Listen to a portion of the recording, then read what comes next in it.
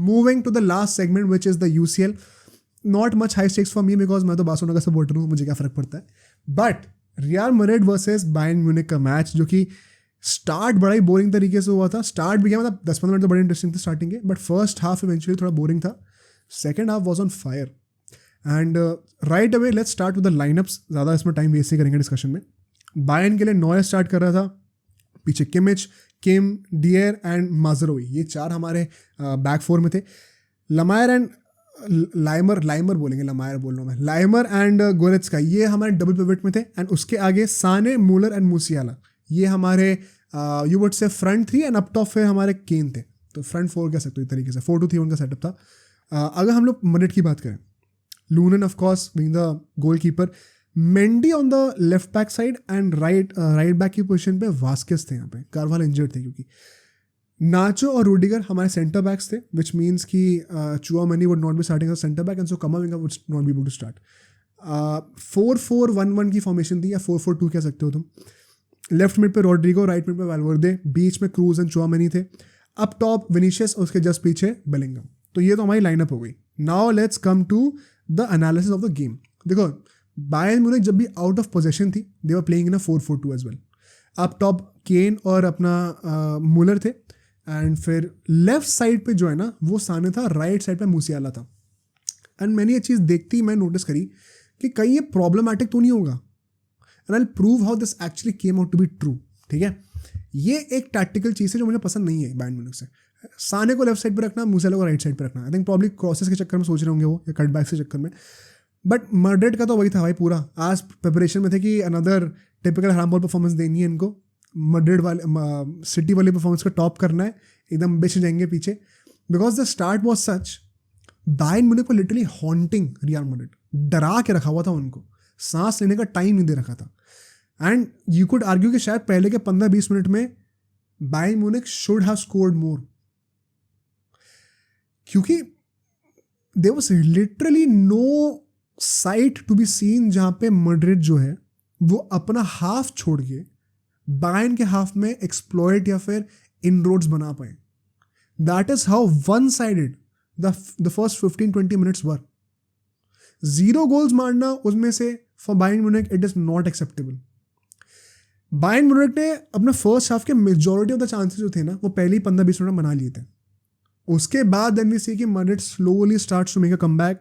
They will get the position and they will get the ball in position, and what they will do very smartly is tempo एकदम से लो कर दो.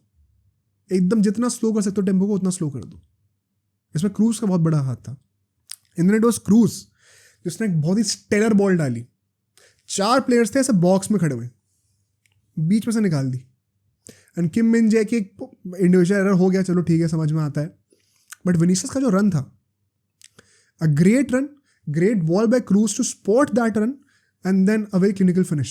And out of nowhere you saw how once again जो team पूरे match में dominate करते हुए आ रही है until that moment, that is a team which is losing against Real Madrid, because Madrid just got one chance and they made sure कि आप उसको convert कर रहे हो.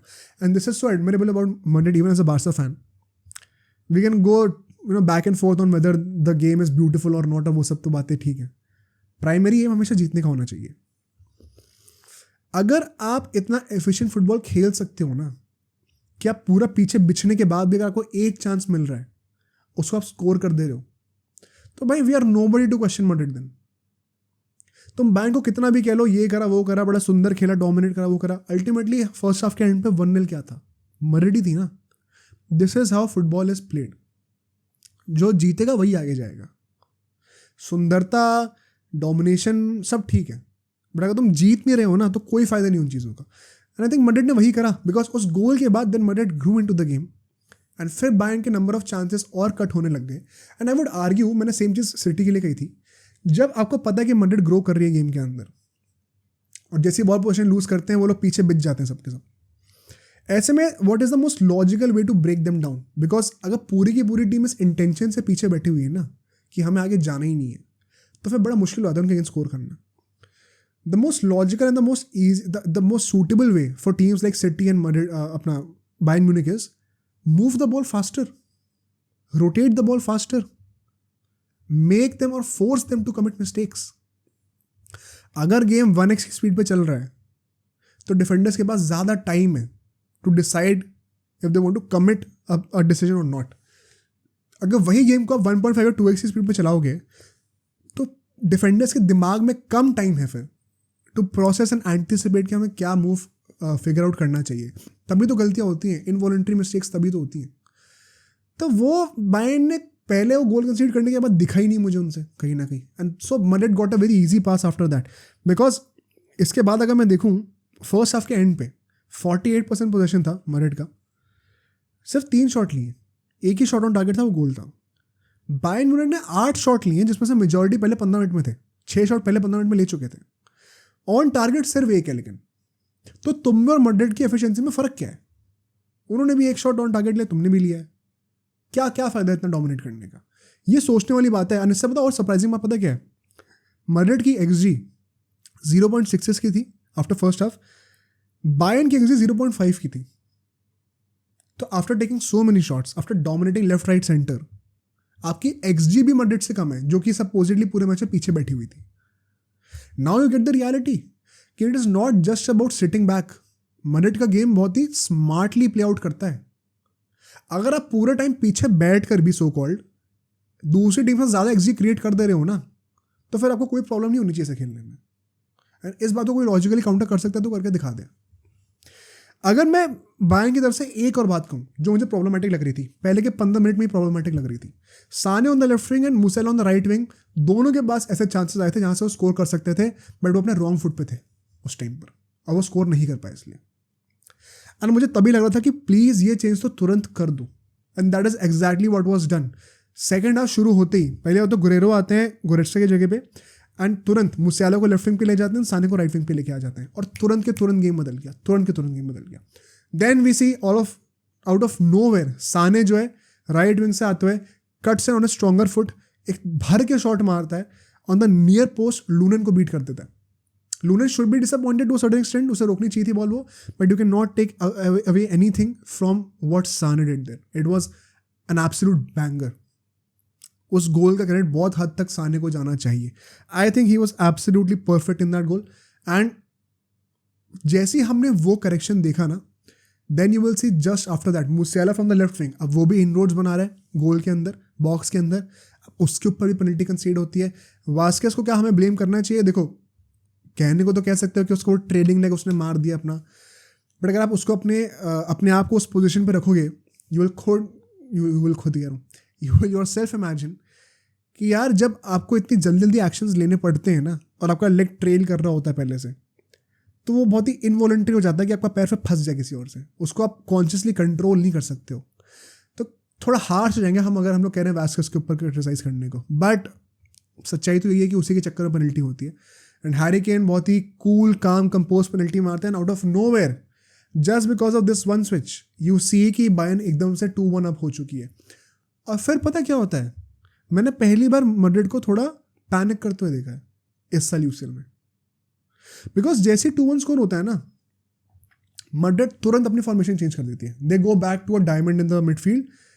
बेसिकली बेलिंगम को जो है वो टॉप ऑफ द डायमंड बना देते हैं नंबर 10 के रोल पे, और रॉड्रिगो को और विनीशियस को आगे 2 सेंटर फॉरवर्ड्स की तरह ट्रीट करते हैं. Then they can move to the wings and फिर बीच में से बेलिंगम आगे आ सकता है. तो बेसिकली 4-1-2-1-2 या फिर 4-3-3 टाइप की हो रही थी फॉर्मेशन उनकी.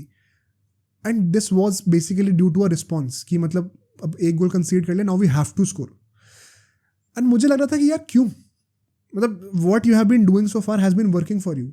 तुम तब भी ज़्यादा XG क्रिएट कर रहे हो, तुम तब भी गोल मार रहे हो, तो पैनिक करने की क्या ज़रूरत है? मुझे थोड़ा वियर्ड लगा था उस टाइम पे कि मैड्रिड ने तो पैनिक क्यों करे. इसके ऊपर साथ ही साथ इन लोगों ने एक और अटैकिंग सब भी कर दिया था. नाचो को निकाल के कामाविंगा को ले आते, विच मेंट कि फिर Chouameni as a centre back खेल रहा है. एंड ये सब करा क्योंकि they wanted to attack more, but this is not what Madrid has been so far in this UCL. And इसी की वजह से मैंने नोटिस करा कैसे because of this tactical change by Madrid, game और ज़्यादा खुल गया बायर्न म्यूनिख के लिए.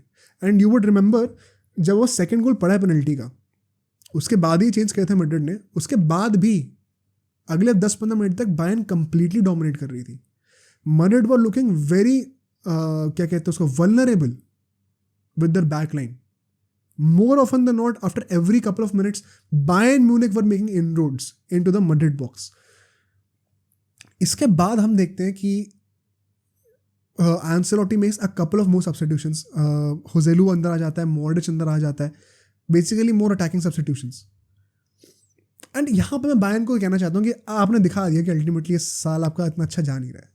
बिकॉज अगर आप इतने स्ट्रॉन्ग पोजिशन पे हो, आप इतना डोमिनेट कर रहे हो, मैड्रिड को आपने पैनिक करा दिया कुछ हद तक. कोई सेंस था वहाँ पे? किम ने जो पेनल्टी कंसीड करी है रोड्रिगो पर, एंड वो लाइफ लाइन मिल गई मैड्रिड को, एंड विनीसियस ने गोल स्कोर कर दिया. And at the end of the day, once again Madrid had more XG, Madrid had fewer shots but the same number of goals. And the fact is अब 2-2 draw हो गया ना. Now Madrid is winning the second leg. भाई Bayern के पास सबसे अच्छा chance ये फिक्सचर जीतने का तभी था जब वो घर पे तो जीतते. This 2-2 draw is a big win for real Madrid. Don't get it wrong, but this is. I don't see Madrid playing the second leg at home और वो बायर्न से हार जाए. बायर्न इस गेम में इन पैचेस इतना अच्छा खेली है ना, और फिर कुछ मोमेंट्स उन्होंने दिखा दिया क्यों वो इस साल बुंडेसलीगा नहीं जीते. Why they have been not better than Xabi Alonso and Bayer Leverkusen. Because आप पूरा गेम अच्छा खेलते रहो, लेकिन आप 2-5 मिनट के फेस पे बुरा खेल के दिखाओगे, मैड्रिड उन्हीं फेस पे गोल मार देगी. That is what Madrid is right now.